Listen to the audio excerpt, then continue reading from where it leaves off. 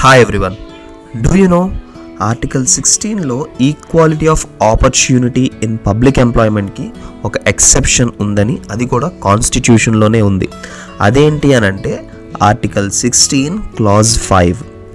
ఈ ఆర్టికల్ ఏం చెప్తుంది అని అంటే, ఒక రిలీజియస్ ఇన్స్టిట్యూషన్ ఆర్ డినామినేషన్కి పబ్లిక్ ఎంప్లాయ్మెంట్ చేస్తున్నప్పుడు ఖచ్చితంగా ఆ వ్యక్తి అదే రిలీజియన్కి చెందినవాడు అయి ఉండాలి అని ఈ ఆర్టికల్ చెప్తుందన్నమాట. ఈ ఆర్టికల్ అనేది డైరెక్ట్గా article 16 clause 1 and clause 1-2 discrimination against రిలీజియన్ని ఛాలెంజ్ చేస్తుంది. ఈ క్లాజ్ ఎందుకు పెట్టారు అనంటే, to protect the freedom of religion under articles 25 to 28. ఈ బేసిస్ మీదే ఒక టెంపుల్కి ఖచ్చితంగా ఒక హిందువునే అపాయింట్ చేస్తారు. అలాగే ఒక చర్చ్కి ఒక పాస్టర్ కానీ ఒక బిషప్ కానీ ఖచ్చితంగా ఆ రిలీజియన్కి సంబంధించిన వాడు అయి ఉంటాడు. It continues for any religious institution. Like for a mask ఆ ఇమామ్ ఖచ్చితంగా ఆ రిలీజియన్కే చెందిన వాళ్ళు ఉంటారనమాట.